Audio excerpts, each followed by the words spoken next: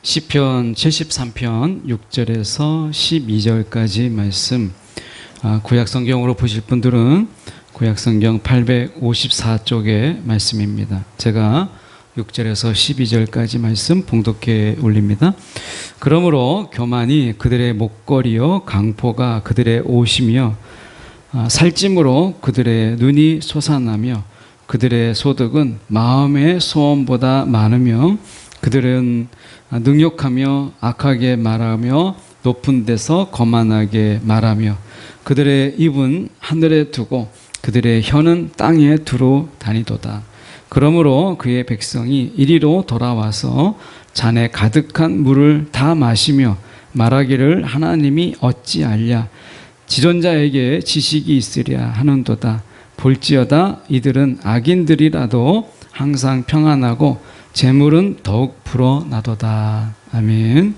오늘 이 말씀 가지고 주님이 업신여김을 당하시는 이유, 주님이 업신여김을 당하시는 이유라는 제목으로 함께 말씀을 나누기를 원합니다. 지난 시간에 말씀드렸던 것처럼 73편의 말씀은 저희를 굉장히 어렵게 방향을 우리가 설정하는데 방향을 흐트러버리고 방향을 잃어버리게 만들죠. 지난 시간에 월트 브루그만의 우리가 어떤 컨셉을 이용해서 우리가 이 신앙이라는 것, 말씀을 읽는다라고 하는 것은 우리가 방향을, 인생의 방향을 설정하고 사막이나 이런 광야 같은 데서는 우리가 방향이 중요하잖아요. 길이 없으니까. 그래서 방향을 설정하는데 이 시편 73편의 말씀처럼 그런 일이 생기게 될 때 우리는 그 방향을 잃어버리게 돼요. 어디로 가야 될지를 모르게 되는 거예요. 이 길이 맞다 싶은데 정말 맞나? 이럴 때가 있는 거죠. 그래서 여러분 신앙생활도 마찬가지예요. 신앙생활을 청년의 신앙으로 막 살아가는데 우리 식으로 얘기하면 젊음의 이슬에 그런 어떤 그 이슬 순수함과 그 열정과 패기로 우리가 살아가는데 그런데 어떻게 해요? 방향을 잃어버려요. 삶의 방향, 신앙의 방향, 믿음의 방향을 잃어버리죠. 그럴 때 우리가 해야 될 것은 우리 방향의 재설정이다. 거기서 멈추는 게 아니다. 라고 하는 것이 지난 시간에 설교의 지지난주에 사경의 전에 설교의 요약이라면 오늘 6절부터 12절까지 말씀을 통해서 우리가 다시 한번 말씀을 보려고 하는 것은 주님께서 그러면 왜 이렇게 업신여김을 당하시는가 세상에서 우리가 그 이유 그것이 우리를 위한 하나님의 어떠한 계획인가를 저희가 함께 말씀을 통해서 보려고 합니다. 6절의 말씀에 보면 그러므로 교만이 그들의 목걸이요 강포가 그들의 옷이며 이렇게 되어 있습니다. 목걸이라고 하는 것은 우리가 이 어떤 명예의 지위, 이 명예스러운 어떤 지위를 가리켜요.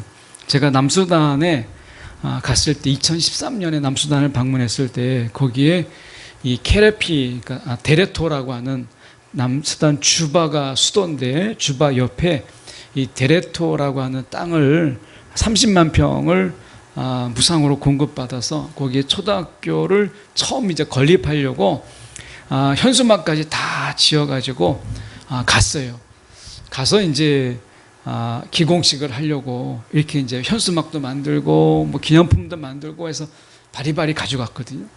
그래서 이제 거기에 도착해서 이제 기공식을 하자 했는데 마을 사람 중에 그 마을에 굉장히 힘이 있는 유력가가 나타났는데요. 그 남수단 어려운 땅에 이 금목걸이, 금이 막 무게가 얼마나 무거운지 아마 여러분이 금목걸이였으면 목이 부러졌을 거예요. 그 정도로 막 3줄짜리 금에다가 금시계에다가 금 가락지에다가 금 팔찌 온몸에 다 이 남수단은 오리지널 블랙이라고 해서 굉장히 피부가 검습니다. 그런데 막 금빛이 번쩍번쩍할 정도로 그러는 거예요. 유엔에서 일한다고 하는 사람이 그 마을의 유력가였는데요. 유지이기도 하고 유력가였어요. 그런데 얼마나 금으로 치장을 했는지 이 목걸이가 내가 이 정도의 힘이 있는 사람이다 라고 하는 걸 보여주는 것 같았어요. 그 사람하고 저하고 막 설전이 붙었어요. 막 영어로 제가 막 화를 내는데 화내는데 영어가 너무 잘 되더라고요. 저도 너무 신기했어요. 그래서 막 그분하고 한참을 다투었는데 결국에는 마을에서 이 데레토는 무상으로 사용하지 않는 것으로 결론이 났어요. 그래서 결국 그 데레토 땅을 포기하고 거기에서 더 내려와서 1시간 반 정도 차로 내려와서 케레피라고 하는 곳에 30만 평을 다시 얻어서 센터를 짓고, 그러다가 결국 내전이 나서 지금 우간다 북부까지 밀려 내려온 거예요. 그들 따라서. 결국엔 이런 일들이 있게 됐는데, 목걸이라고 하는 것은 굉장한 힘의 상징입니다. 그래서 우리가 여성분들만 아름다움을 위해서 우리가 목걸이를 하는 게 아니라 이 아프리카 이런 데는 권력의 힘이 목걸이에서 나와요. 여기서 말하는 게 바로 그거예요. 여기서 말씀하고 있는 게 바로 그런 배경입니다. 교만이 그들의 목걸이라. 이 목걸이가 그들에게 권력이고 힘이고 그들에게 자랑이에요. 그래서 목걸이를 더 많이 하는 거예요. 그래서 그들이 그런 어떤 명예로운 어떤 지위, 이것은 그들에게 있어서는 힘이죠. 그리고 보면 강포가 그들의 옷이다 라고 얘기합니다. 여러분, 우리가 못 사는 나라일수록 특히 이 계층이 분화되어 있는 곳일수록 옷이 결국에는 그들의 이 위치를 보여줘요. 사회적인 어떤 포지션을 보여줍니다. 이 소셜 포지션을 무엇으로 보여주냐면 옷으로 보여줘요. 뭐 예수님 당시에도 마찬가지였어요. 이 자주색 옷을 우리가 입는다라고 하는 것은 이 어떤 왕의 귀족들이 입는 옷의 색깔이었죠.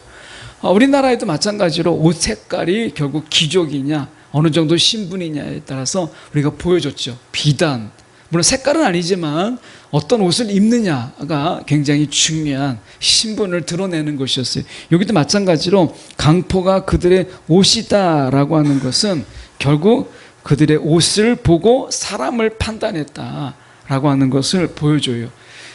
세상의 사람들은 결국 우리가 그들이 걸치고 있는 목걸이와 그들의 옷을 통해서 그들의 신분과 그들의 힘을 보게 됩니다. 외형적인 모습이죠. 외모예요. 이것이 세상에서 사람을 판단하는 하나의 기준입니다. 이것이 우리가 다 나쁘다 이렇게 말할 수는 없지만, 그러나 사람을 그것으로 판단하기에는 너무나 성급하다라고 하는 것이에요. 그래서 그러므로 그들이 교만으로 목걸이를 하고 강포가 그들의 옷이고요. 그리고 살찜으로 그들의 눈이 솟아났다라고 하는 것은 이런 어떤 의미가 있냐면, 이들에게 있어서 이 눈이 살찌어 가지고 사실은 밖으로 튀어나왔다. 직역적으로 얘기하면 눈이 살쪄서 밖으로 튀어나왔다라는 게 직역이에요. 그만큼 그들의 얼굴에 살이 막 엄청나게 쪘다는 거예요. 그리고 말씀하죠. 그들의 소득은 마음의 소원보다 더 많다. 여기서 소원이라고 하는 부분은 마음의 상상으로 하는 게 더 직역에 가깝습니다. 그러니까 마음으로 상상하는 거예요. 마음으로 상상하는 것보다 더 많다는 거예요. 그들의 소득이. 너무 놀랍지 않아요? 제가 야구 선수 중에 그 메이저리그에 진출해서 월드 시리즈에서 금반지, 그 승리의 반지를 꼈던 한 사람이 인터뷰에서 그런 얘기를 하더라고요. 자기가 평생 죽을 때까지 2억의 연금이 나온대요. 죽을 때까지 2억의 연금. 그러면 한 달에 약 1,500 정도, 뭐 1,700 정도, 2,000원 좀 안 되겠죠? 12달이니까.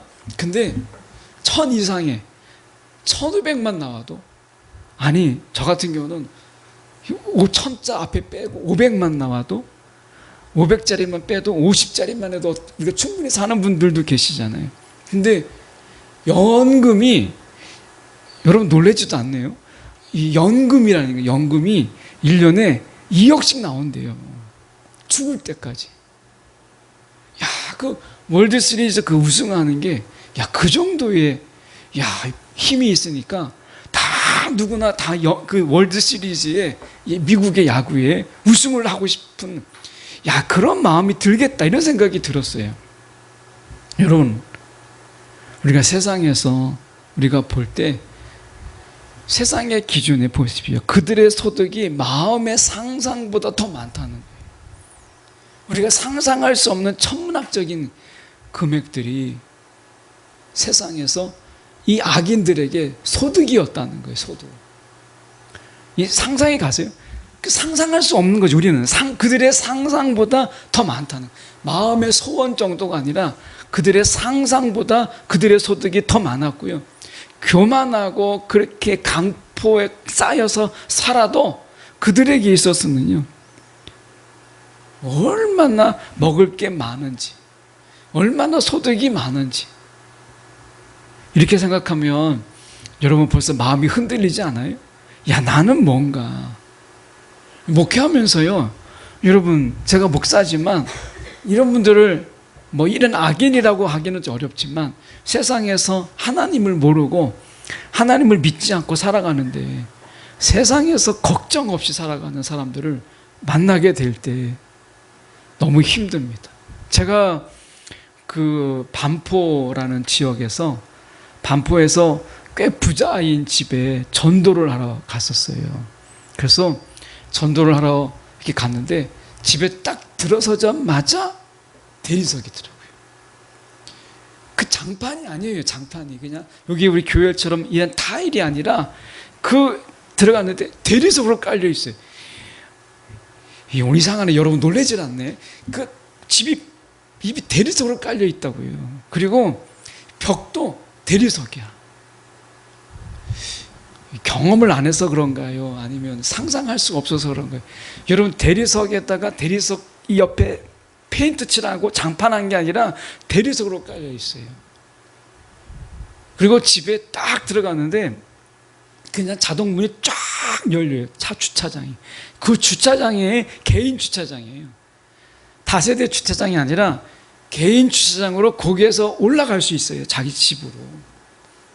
그런 어마어마한 집에 제가 전도를 하러 갔는데 그 차를 하나 대접을 해주더라고요. 근데 그 찻잔이 이태리에서 명품 그런 거 잘 모르지만 어쨌든 삐까번쩍한 찻잔이에요.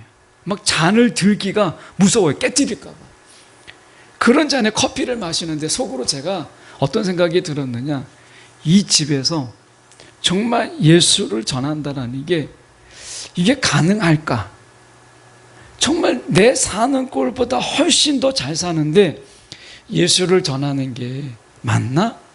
정말 이 집도 예수가 필요할까? 이런 생각이 들었어요. 복음을 전하러 간 제가, 이게 정말 내가 복음을 전하는 게 이분에게 필요한 게 아니라 나에게 필요한 게 아닐까? 이런 생각이 들었어요.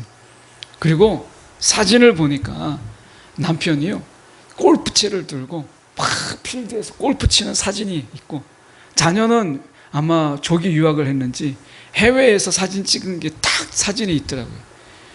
세상에 부러울 것 없는 이 집에 내가 복음을 전한다는 게 맞나? 잘못 온 거 아닐까? 단순하게 이 집은 예수를 모른다는 것 뿐인데, 다 가졌는데, 그런데 내가 예수를 전한다는 게 맞나? 이런 생각이 들었어요. 순간 자신이 없었어요. 내가 목사인데 이 집에 예수를 전한다는데 자신을 잃으니까, 목사가 복음을 전하는데 자신을 잃었어요. 이거 상상이 가세요? 근데 그날 그랬어요. 제가 목사임에도 불구하고 그들에게 복음을 전한다는데 자신감을 잃어버린 순간이었어요. 그래서 찻잔을 마시고 커피를 마시고 그냥 잘 마셨습니다. 이렇게 하고 나와야 될 것 같은 그런 집이었어요. 그런데 하나님이 당신을 사랑하십니다. 사형리로 한 건 아니었지만 내용 중에 하나님은 정말 자매님을 사랑하십니다 라고 딱 할 때 그분의 눈에서 눈물이 났어요. 그리고 사연을 이야기했어요. 남편은 1년에 6개월 정도를 해외에서 바이어들과 해외 공장을 둘러보는데 연락이 자주 하지 않는다는 거예요. 같이 살고 있지만 부부의 이런 사랑, 부부의 정이 많이 느껴지지 않는 그런, 그리고 남편을 때로는 의심하기도 하는 이런 가운데, 자녀는 조기 유학을 가가지고 엄마의 손길이 필요치 않는 그런 손길을 살다 보니까 돈 떨어질 때만 전화한다.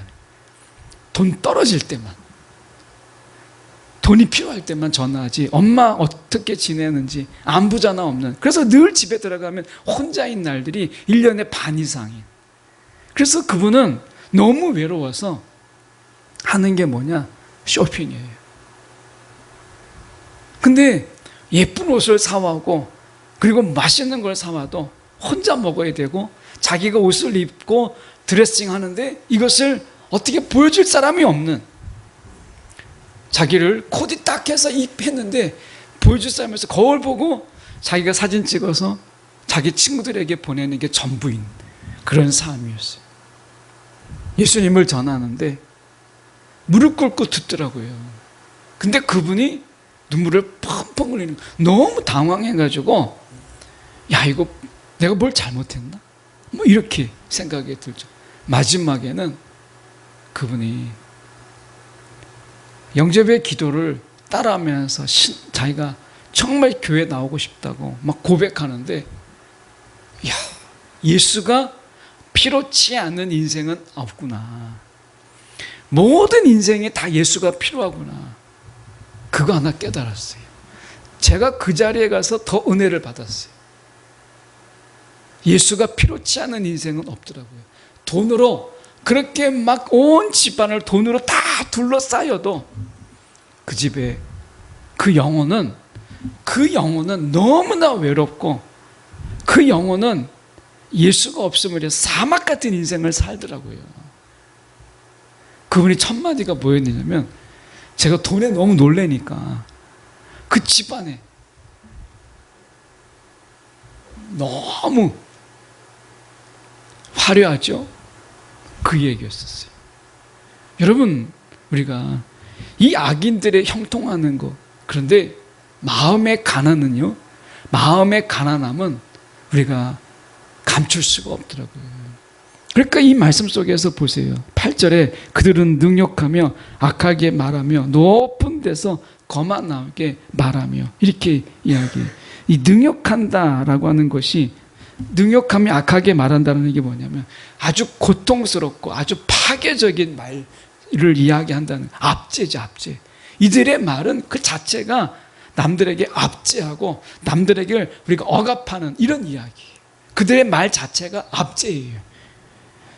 그들이 어떻게 얘기하느냐, 높은 데서 거만하게 말하면서 이렇게 얘기해요. 9절에 입은 하늘에 두고 혀는 땅에 두는도다. 이거는 우리가 상상할 수 없는 경우죠. 그러니까 아주 교만함의 수준이 아주 초인적인 수준이라는 거예요. 인간을 넘는 그런 의미라는 거예요. 그래서 보면 입은 하늘에 두고 그들의 혀는 땅에 두루 도는도다, 이렇게 말하잖아요.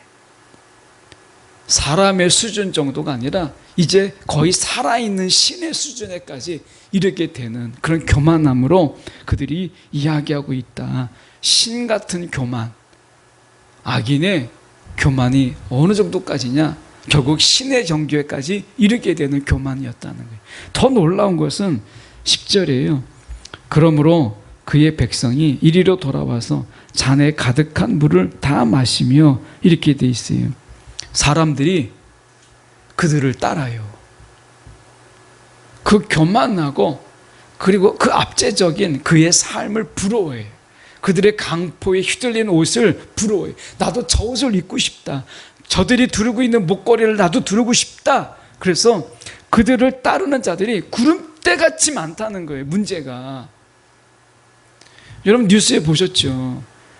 주식에서 내가 이렇게 엄청난 돈을 벌었다 그러면서 외제차를 타고 다니고 좋은 집에 살고 있고, 그러면서 자기가 몇 프로 막 1000% 막 남겼다. 그래서 자기가 주식을 찍어주는 사람, 그 사람이 부자가 된다 그래가지고 유료 사이트를 개설했잖아요.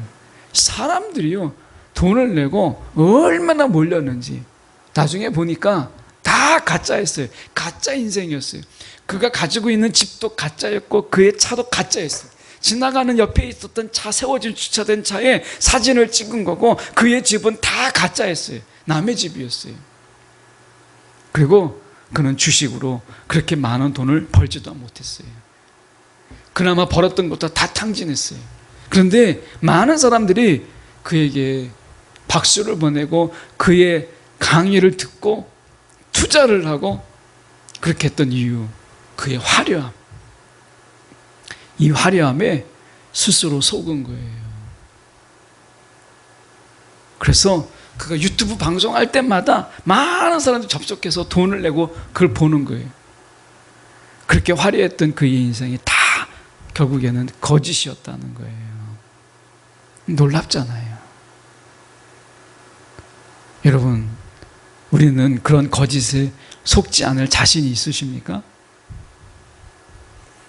여러분, 그 거짓 속에서 그들의 화려함만 보지 말고 내면의 그 슬픔과 고통과 아픔을 볼 줄 알아야 된다는 거예요. 우리가 그들의 이 목걸이와 그들의 두르고 있는 옷과 그들의 위엄이 있는 그 교만한 말에 우리가 속으면 안 된다는 거예요. 내면을 보세요. 얼마나 불쌍한지. 그들의 영혼이 얼마나 불쌍해. 그렇게 교만해야 살 수 있는 삶, 그렇게 치장해야만 버틸 수 있는 그런 삶이잖아요. 거짓말을 해서라도 그렇게 살아가는 그들의 불쌍한 인생을 보세요. 여러분, 왜 교만해요? 교만해야 내가 좀 살 것 같으니까 그렇게 사는 거예요. 불쌍한 인생인 거예요.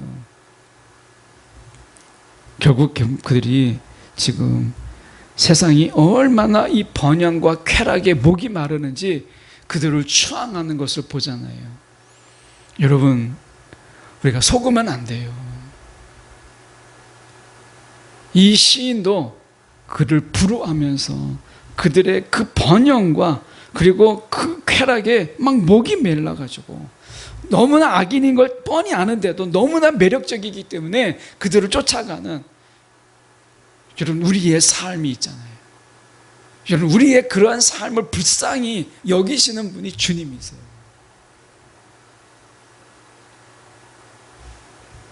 (11절) (12절에) 보면 이렇게 말씀합니다.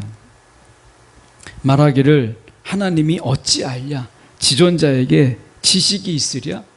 하나님을 업신여기는 거죠. 지금 하나님을 말하기를 지존자, 하나님은 지존자, 지존에 계신 그 하나님이 지식이 있으랴? 이건 깔보는 이야기예요. 하나님을 업신여기고 하나님을 깔보는 거예요. 이들이 신에 이르게 되는, 경지에 이르는 교만함이 있다 보니까 하나님을 어떻게 해요? 지존자인 그분에게 지식이, 그럼 지존자라는 게 아니라는 거잖아요. 그러니까 지존자인데 어떻게 지식이 없겠어요. 그런데 그들이 이야기합니다. 야, 어찌 알겠느냐? 하나님 어찌 알겠느냐? 그 지존자에게 지식이 있겠느냐? 이렇게 이야기하는 거예요. 이거는 업신여긴 것을 넘어서 비꼬고 비아냥거리는 거예요. 제가 만약에 하나님이라면 이따위 인간들에게 나는 업신여기지 않을 것 같아요. 당장에 내려와서 그들을 막 목 베이거나 아니면 하나님이처럼 짓밟을 것 같아요.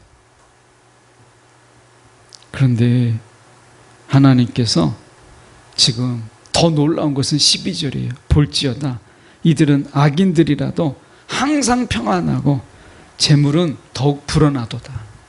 미치는 거 아니에요? 이게 정말 미치는 거예요. 하나님을 막 이렇게 대해도 어떻게 해요? 악인들이 하나님을 업신여기고 하나님을 그렇게 막 비아냥거려도 그들은 불안하지 않아요. 우리가 불안하지. 예수를 믿는 우리는 불안하고 그들은 항상 평안해요. 세상에 이런 세상이 어디 있어요? 예수 믿는 우리는 불안에 살면서 근심에 사는데 그들은 항상 평안하고 세상에 걱정이 없고 부러울 게 없고 재물은요 날마다 불어나요. 걱정이 없어요. 하나님을 믿는 우리가 무슨 걱정을 해요? 돈 걱정하잖아요. 여러분, 돈 걱정 안 하는 분 여기 있어요? 다 돈 걱정해요. 하나님을 믿는 우리는 돈 걱정을 하는데 하나님을 믿지 않는 그들은 늘 평안해요. 근데 성경에서 항상 평안하고 이렇게 말하죠. 항상. 사도 바울이 강조하는 게 뭐였어요? 항상 기뻐하고 항상 기도하고 항상을 강조했어요. 항상 일반적인 어떤 일상, 그 일상에서 우리는 하나님을 믿는 자가 되라. 일용할 양식을 베푸시는 하나님. 오늘 나를 굶기지 아니하시고 나를 먹이시는 하나님을 바라보라는 거잖아요. 근데 우리는 먹이시는 하나님을 알면서, 입히시는 하나님을 알면서 우리는 걱정해요. 염려해요. 내일 일을 두려워해요. 우리의 삶을 두려워해요. 그런데 악인들은, 하나님을 믿지 않는 그들은 항상 평안하고 재물은 왜 이렇게 또 많이 불어나는지 우리가 그들을 따라갈 수가 없어요. 예, 돈이 돈을 버는 세상 속에서 어떻게 따라갈 수 있겠어요? 예, 사람이 돈 버는 게 아니라 돈이 돈을 버는 세상이잖아요. 우리가 어떻게 그들을 따라갈 수 있겠어요? 결국에는 우리는 세상 속에서 절망하고 때로는 실망하면서 살아가는 거예요. 그러면 하나님께서 왜 이런 악인들의 업신여김을 당하시는가? 우리가 그것을 우리가 봐야 되겠죠. 잠언서 15장 20절의 말씀에 보면 이렇게 말씀합니다. 지혜로운 아들은 아비를 즐겁게 하여도, 지혜로운 아들은 아비를 즐겁게 하여도 미련한 자는 어미를 업신여기느니라. 예. 여러분, 미련한 자가 돼서는 안 돼요. 미련한 자예요. 결국 업신여기는 자가 누구냐? 그게 지혜로운 자가 아니라 미련한 자다. 이게 잠언에서 이야기하는 것입니다. 미련한 자는요, 자기 어미까지도 업신여긴다는 거예요. 그러니 하나님을 더 우습게 보죠. 눈에 보이지 않는데. 그래서 이 업신여기는 자가 미련한 자다. 잠언은 그렇게 결론내고 있어요. 지혜로운 자는 어떻게 하느냐? 아비를 즐겁게 한다 라고 하는 거예요. 누가복음 23장 11절의 말씀에 보면 헤롯이 그 군인들과 함께 예수를 업신여기며 희롱하고 이렇게 돼 있어요. 여러분, 간이 부었죠? 헤롯이 세상에 지금 예수를 업신여겼다는 거예요. 세상에 이런 간때기 부은 사람이 어디 있어요? 예수를 업신여기다니. 그런데 헤롯이 군인들과 함께 예수를 업신여겼다. 이게 미련한 거예요. 지혜가 없는 거예요. 영적으로 무지한 거예요. 오히려 갈라디아서 6장 7절의 말씀에 보면 하나님은 업신여김을 받지 아니하시나니 사람이 무엇으로 심든지 그대로 거두리라. 이렇게 말씀하세요. 자, 하나님 어떤 하나님이라고요? 하나님은 업신여김을 받지 아니하시는 분이시다 라고 말씀하세요. 여러분, 하나님이 업신여긴다고 생각하는 것은 사람의 악인들이에요. 악인들이 하나님이 업신여김을 받는 분이다. 우리가 업신여기면 하나님은 업신여김을 받는다라고 생각하는 것은, 여러분, 그게 그 자체가 악인이라는 거예요. 악인. 하나님은 분명히 선포하셨어요. 스스로 속이지 말라. 여러분, 우리가 속이는 겁니다. 하나님은 결코 업신여김을 받지 않으세요. 그리고 그들이 무엇을 심었든지 그대로 거두게 하신 하나님이시라는 거예요. 나중에 분명히 인생의 열매를 보면 알 수 있어요. 하나님께서 그들이 무엇으로 심었든지 바로 그대로 거두게 하시는 하나님이십니다. 지금 당장 그들이 교만이 이기는 것 같고 하나님 업신여김을 당하는 것처럼 보이죠? 하나님은 그렇지 않습니다. 하나님이 분명히 말씀하신 게 업신여김을 받지 아니하시리라. 하나님께서 그렇게 말씀하셨어요. 그리고 우리 가운데도 이야기하셨어요. 뭐라고 말씀하셨느냐? 디도서 2장 15절에 사도 바울이 디도서에게 이야기하는 것은 곧 우리에게 이야기하는 거잖아요. 뭐라고 얘기하느냐? 모든 권위로 책망하여 누구에서든지 업신여김을 받지 말라. 이렇게 말씀하셨어요. 여러분 청년들이요. 여러분, 우리가 믿음의 청년들은 세상에서의 업신여김을 받지 말라고 이야기를 해요. 지금 이야기하는 게 그거예요. 업신여김을 받지 말라. 예수님께서 왜 업신여김을 당하셨어요? 왜 하나님께서 업신여김을 받으셨어요? 우리가 업신여김을 당하지 않게 하기 위해서. 세상에서 돈 꽤나 있다고 권력 꽤나 있다고 교만한 자들이 우리를 업신여길 때 하나님께서 예수를 통해서 업신여김을 받으신 이유가 뭐겠어요? 헤롯을 통해서 업신여김을 받으신 이유가 뭐겠어요? 세상에 그 조그만 분봉왕, 제국도 아니고 그 분봉왕이 우주의 왕이신 예수님을 업신여길 때 그분이 업신여김을 당하신 이유 단 하나, 너희는 나가서 업신여김을 받지 말라. 이거 하나 때문에 예수님께서 업신여김을 당하신 거예요.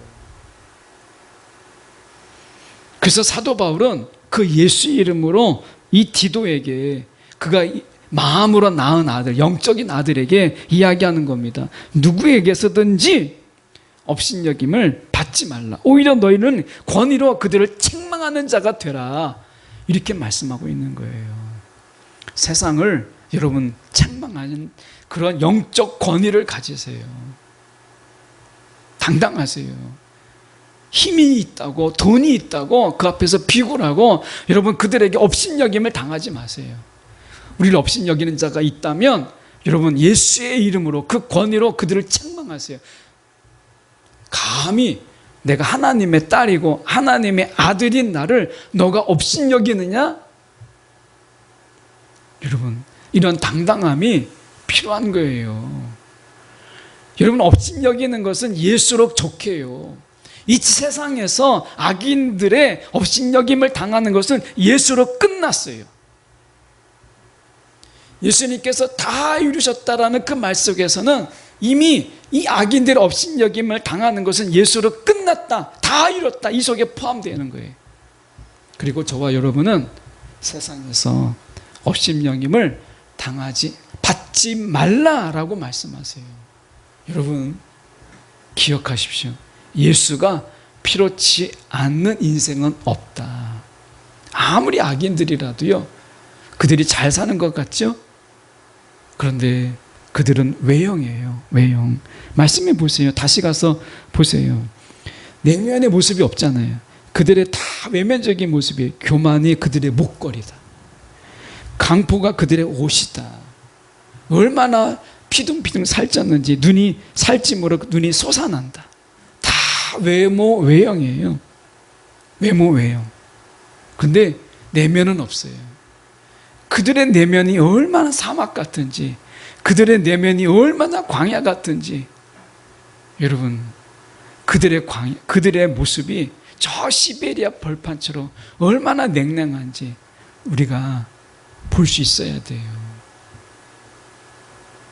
하나님께서 모든 것을 다 주는 자는 없어요. 외형적으로 그들이 가진 것이 많아 보여도 그들의 내면 속에서는 슬픔과 괴로움이 얼마나 가득한지 저는 눈으로 직접 보았어요. 그 전에 정주영 회장, 돌아가신 정주영 회장, 정상에서 만납시다라는 책이 있어요. 그 책에서 정주영 회장을 인터뷰했어요. 이병철 회장도 인터뷰하고. 그런데 정주영 회장이 이야기하는 것이 제일 인상에 남았어요. 이 기자가 이 정주영 회장, 돌아가신 정주영 회장을 인터뷰하는데 많은 돈을 갖고 큰 그룹을 일으켰는데 마음에 항상 자신감이 넘치셨습니까? 라고 얘기했을 때 정주영 회장이 뭐라고 했냐면 그렇게 안 했어요. 난 항상 외로웠고 난 항상 두려웠다. 나는 항상 두려움 속에 가득했고 나는 항상 외로웠다. 나만 보고 내가 결단하기를 기다리고 이 결단을 누구와 상의할 수 없더라는 거예요. 마지막에 책임은 자기에게 있더라는 거예요. 늘 외로웠다는 거예요. 여러분 인생이 그런 거예요. 오늘 우리가 주님이 업신여김을 당하는 것, 주님으로 끝내셨어요. 업신여김을 당하는 것은. 여러분 세상이 우리를 업신여길 때 참지 마세요. 권위로 책망하세요. 그 앞에서 아니라면 여러분 그곳을 향해서 선포하세요. 예. 업신여김은 주님으로 끝났다. 난 하나님의 자녀고 딸로 업신여김을 받지 않는 자다. 예. 사도 바울이 이야기하잖아요. 디도에게, 영적으로 낳은 아들에게 지금 뭐라고 해요?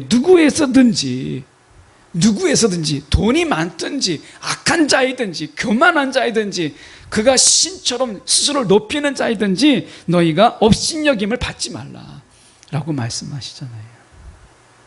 여러분 이게 신앙이고 믿음입니다. 업신여김을 당하는 거 여러분 믿음 없는 일이에요. 여러분 예수님을 따르는 자의 자부심이 여러분 무너지는 일이잖아요. 업신여김을 받지 말라는 거예요. 만약에 예수를 따른다면 사도 바울은 디도에게 이야기해야 되죠. 예수님이 업신여김을 당했으니 너도 업신여김을 당해라, 이렇게 말하는 게 맞는 것처럼 보이잖아요. 그런데 사도 바울은 디도에게 그렇게 말하지 않았어요. 업신여김을 당하는 것은 예수로 끝났기 때문에. 그래서 우리에게도 이야기하는 거예요. 누구에서든지 업신여김을 받지 말라. 예수가 고난을 당했으니까 우리가 고난을 당하는 거하고 전혀 성격이 다르다, 사도 바울이 말하고 있는 거예요. 업신여김은요, 예수로 좋게 해요. 세상에서 업신여김을 받지 마세요. 자녀됨의 권위로 살아가십시오. 청년들이요, 우리 청년의 믿음으로 세상에서 우리를 깔보고 업신여기고 우습게 볼 때 여러분, 주님의 이름으로 선포하세요. 나는 업신여김을 받을 만한 자가 아니다. 하나님이 반드시 그들을 세우고 하나님의 자녀인 믿음의 청년들을 우리가 다니엘처럼 세우실 거예요. 요셉처럼 세우실 거예요. 그런 총리의 자리를 이야기하는 게 아닙니다. 높은 자리를 얘기하는 게 아니라 세상에서 업심당하지 않는 청년의 신앙으로 하나님께서 세우신다는 거예요. 여러분, 예수님이 고난 당하셨기 때문에 우리가 고난 당하는 건 맞지만, 고난에 참여하는 건 맞지만 업신여김은 아니에요. 세상에서 여러분 업신당함을 받지 마세요. 오늘 세상에서 당당하세요. 청년의 신앙으로 사도 바울이 우리 가운데 권하는 말씀이에요. 시인은 여기에서 그가 이야기하죠. 우리가 하나님께서 오래 참으심으로 허용하는 것을 그들이 오해한 것이죠. 야, 이거 하나님의 복이다, 이렇게 이야기한 것이죠. 여러분, 아닙니다. 하나님의 오래 참으심에 불과한 것이에요. 그들을 부러워하지 마세요. 오늘 우리가 세상을 좀 더 부끄럽게 만드는 업심당하지 않는 청년의 신앙으로 살아가는 저와 여러분이 되기를 간절히 소망합니다.